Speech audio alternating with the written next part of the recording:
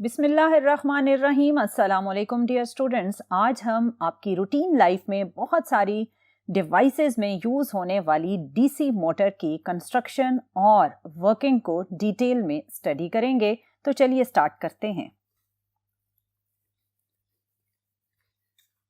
Dear student, जैसा कि मैंने आपको बताया कि आज हम डीसी मोटर की कंस्ट्रक्शन एंड वर्किंग को डिटेल में स्टडी करेंगे, लेकिन इस कंस्ट्रक्शन और वर्किंग को समझने से पहले कुछ कॉन्सेप्ट्स का रीकैप कर लेना ज़रूरी है ताकि आपको इसकी वर्किंग समझने में कोई मुश्किल पेश ना आए। डियर स्टूडेंट, आपने प्रीवियस लेक्चर्स में ये स्टडी किया था कि अगर आपके पास कोई करंट कैरिंग कंडक्टर है और आप उसे किसी मैग्नेटिक फील्ड में प्लेस करते हैं तो वो एक्सपीरियंस करता है एक मैग्नेटिक फोर्स, और ये मैग्नेटिक फोर्स ऑब्वियसली डिपेंड करती है कि आपके उस कंडक्टर में फ्लो होने वाली करंट की मैग्नीट्यूड क्या है और जिस मैग्नेटिक फील्ड में आपने उसको प्लेस किया उस मैग्नेटिक फील्ड की स्ट्रेंथ क्या है। और थर्ड जिस फैक्टर पे ये डिपेंड करती है वो ये कि करंट कैरिंग कंडक्टर और मैग्नेटिक फील्ड के बीच में एंगल क्या है। आपने पढ़ा कि अगर ये एंगल 90 डिग्री हो तो maximum magnetic force current carrying conductor पर एक्ट करती है। अब हम ये भी देख लेते हैं कि आपने इस मैग्नेटिक फोर्स का डायरेक्शन किस तरह फाइंड आउट करना है। डियर स्टूडेंट, आपने चैप्टर 14 में right hand palm rule study किया था।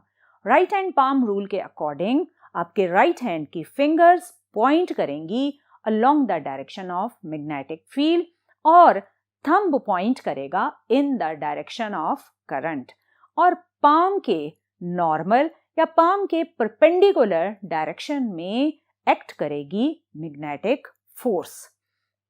Dear student, right hand palm rule को आपने दिमाग में रखना है ताकि जब हम एक करंट कैरिंग कंडक्टर को जिसमें करंट फ्लो कर रहा है इन अपवर्ड डायरेक्शन, जब इस करंट कैरिंग कंडक्टर को हम इस मैग्नेटिक फील्ड में प्लेस करें तो आप बड़े आराम से ये डिटरमिन कर सकें कि इस करंट कैरिंग कंडक्टर पर फोर्स किस डायरेक्शन में एक्ट करेगी। डियर स्टूडेंट, इसमें अगर आप अपने राइट हैंड की फिंगर्स को अलाइन करें along the direction of magnetic field which is from north pole to south pole, और आपका राइट हैंड का जो थंब है वो पॉइंट करेगा ऑब्वियसली अपवर्ड डायरेक्शन में क्योंकि करंट अपवर्ड पॉइंट कर रही है। इस पोजीशन के अकॉर्डिंग आपके राइट हैंड की जो पाम का नॉर्मल या परपेंडिकुलर डायरेक्शन है वो कुछ इस तरफ पॉइंट करेगा और ये डायरेक्शन होगा मैग्नेटिक फोर्स का जो एक्ट करेगी इस कंडक्टर पर, और ये कंडक्टर डिस्प्लेस हो जाएगा in the direction of the magnetic force. Dear student, ये वो मेथड है जिससे आप किसी भी करंट कैरिंग कंडक्टर पर एक्ट करने वाली मैग्नेटिक फोर्स के डायरेक्शन को डिटरमिन कर सकते हैं। ये मैंने आपको इसलिए बताया कि इसी कॉन्सेप्ट को यूज करते हुए हम डीसी मोटर में जो करंट कैरिंग कॉइल यूज करेंगे उस पर लगने वाली मैग्नेटिक फोर्सेस का डायरेक्शन डिटरमिन करेंगे। डियर स्टूडेंट, अब चलते हैं और देखते हैं कि डीसी मोटर की कंस्ट्रक्शन में क्या क्या हम यूज करते हैं। डियर स्टूडेंट, अब हम लेंगे एक करंट कैरिंग रेक्टेंगुलर कॉइल कुछ इस तरह, जिसे आप armature of the DC motor भी कह सकते हैं। इसके एक साइड पर आपको नजर आएगा कमोटेटर जो कि मूव करेगा with the movement of the rectangular coil, और इस कमोटेटर को आप कनेक्ट करेंगे बिटवीन टू कार्बन ब्रशेस, और ये दो कार्बन ब्रशेस अटैच्ड होंगे विद डीसी सोर्स। एक कार्बन ब्रश अटैच्ड है विद पॉजिटिव टर्मिनल और दूसरा अटैच्ड है with negative terminal of DC source, और इस रेक्टेंगुलर करंट कैरिंग कॉइल को आप प्लेस करेंगे between two poles of permanent magnet. आप परमानेंट मैग्नेट की जगह इलेक्ट्रोमैग्नेट भी यूज कर सकते हैं। डियर स्टूडेंट, इस पूरी अरेंजमेंट में अब हम ये ऑब्जर्व करेंगे कि जैसे ही आपने डीसी सोर्स ऑन किया और इस कॉइल में से करंट पास हुई तो किस तरह इसकी वर्टिकल साइड्स पर लगने वाली मैग्नेटिक फोर्स ने इस कॉइल को एक रोटेशनल इफेक्ट दिया। कंफ्यूजन से बचने के लिए आप एक वर्टिकल साइड को ले लें येलो कलर में और दूसरी वर्टिकल साइड को हम ब्लू कलर में कंसिडर करते हैं, ताकि जब ये मूव करें और अपनी पोजीशंस को एक्सचेंज करें तो हमें कोई कंफ्यूजन ना हो। डियर स्टूडेंट, इस वक्त अगर आप येलो कलर वर्टिकल साइड को अज्यूम करें तो करंट का डायरेक्शन कुछ इस तरह से है और मैग्नेटिक फील्ड पॉइंट कर रही है from north pole to south pole. अब आप राइट हैंड पाम रूल को यूज करेंगे, फिंगर्स को पॉइंट करेंगे from north pole to south pole और थंब पॉइंट करेगा in the direction of current और पाम का जो नॉर्मल है that will give you the direction of magnetic force. So इस पोजीशन के अकॉर्डिंग जब आपने राइट हैंड को अलाइन किया तो आपके पास मैग्नेटिक फोर्स का डायरेक्शन अपवर्ड डायरेक्शन में आया। इसका मतलब कि इस येलो वर्टिकल साइड पर एक अपवर्ड डायरेक्शन में मैग्नेटिक फोर्स एक्ट करेगी। अब हम इसके ऑपोजिट ब्लू कलर साइड में अगर करंट का डायरेक्शन देखें तो वो कुछ इस तरह से है। अब अगर आप मैग्नेटिक फील्ड और करंट के डायरेक्शन में राइट हैंड को अरेंज करें तो पाम आपके पास डाउनवर्ड डायरेक्शन में पॉइंट कर रही है, जिसका मतलब ये हुआ कि मैग्नेटिक फोर्स इस साइड पर डाउनवर्ड डायरेक्शन में अप्लाई होगी। सो डियर स्टूडेंट, आपने देखा कि दोनों वर्टिकल साइड्स पर ऑपोजिट डायरेक्शन में मैग्नेटिक फोर्स अप्लाई हुई और इस ऑपोजिट मैग्नेटिक फोर्स की वजह से इस कॉइल को मिलेगा एक टॉर्क और ये रोटेट करेगी इन दिस डायरेक्शन। जैसे ही ये अपनी हॉरिजॉन्टल पोजीशन से वर्टिकल पोजीशन में आई तो आपने ऑब्जर्व किया कि कमोटेटर भी साथ साथ मूव कर रहा था और जैसे ही वर्टिकल पोजीशन में कॉइल आई तो कमोटेटर और कार्बन ब्रशेस के बीच में कनेक्शन फॉर अ मोमेंट खत्म हो गया, क्योंकि आपके कमोटेटर का गैप इस वक्त कार्बन ब्रशेस के सामने है। इस एक लम्हे के लिए जब करंट 0 होगा, आपके इस रेक्टेंगुलर कॉइल में भी करंट 0 हो जाएगा, लेकिन इस पर लगने वाली फोर्सेस की वजह से इसमें जो इनर्शिया था वो इस करंट के 0 होने के बावजूद इस कॉइल को इधर रुकने नहीं देगा और वो इनर्शिया इस कॉइल के रोटेशनल इफेक्ट को कंटिन्यू करवाएगा और कंटिन्यू करते हुए कॉइल अपनी मूवमेंट वर्टिकल पोजीशन से दोबारा हॉरिजॉन्टल पोजीशन की तरफ लेकर जाएगी।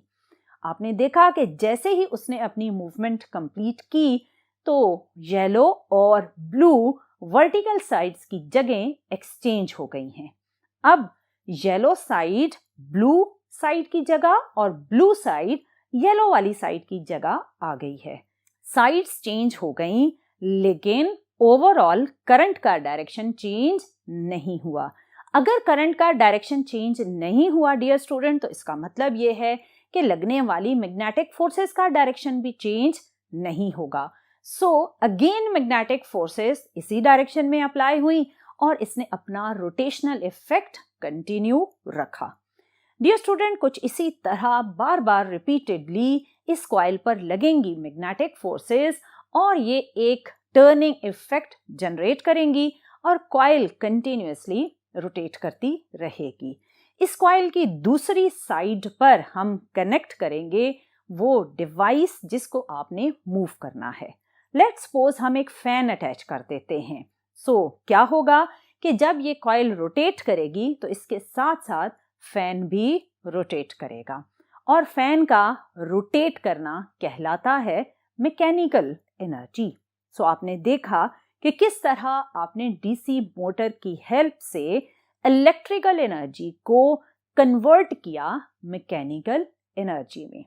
लेकिन डियर स्टूडेंट, इस मूवमेंट में एक छोटा सा प्रॉब्लम आया था और वो प्रॉब्लम था जब आपका कमोटेटर इस वर्टिकल पोजीशन में आया, जिसमें फॉर अ मोमेंट आपकी इस कॉइल में करंट की वैल्यू 0 हो गई।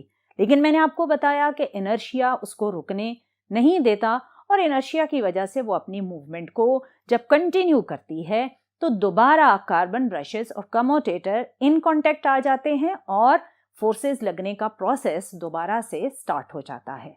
लेकिन ये एक मोमेंट जिस पर करंट जीरो होती है, उसकी वजह से कॉइल की मूवमेंट कुछ इस तरह से होगी।